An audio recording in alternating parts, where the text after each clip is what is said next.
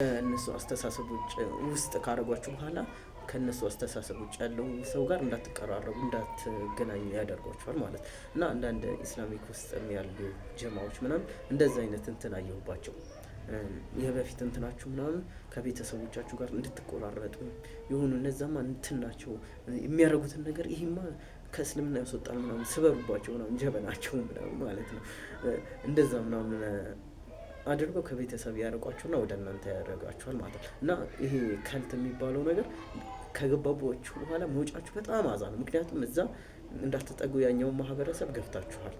ከዛም በኋላ ይህንንም ደግሞ ከልት መሆኑን አውቃችሁ የሆነ በእነሱ ቁጥጥር ስር እንደሆናችሁ ስታውቁ መውጣት ትፈልጋላችሁ። ግን ለመውጣት ደግሞ በጣም አዛ ነው። ከነሱ ውጭ የሆነች ትንሽ ስህተት ካገኙባችሁ በቃ አለ እና አንዳንድ ጀማዎች እንደዚህ ነው። በቃ ከእናንተ የሆነ ትንሽ ስህተት ካገኙባችሁ በቃ መቀጥቀጥ ምናምን እና አንዳንድ ጀማዎች ምናምን እንዲሁም ዝም ብዬ ሳያቸው ምናምን ከልት ናቸው ብዬ እያሰብኩ ነው ማለት ነው። እና ሃይማኖት ውስጥም ከልት አለ ብዬ አስባለሁ።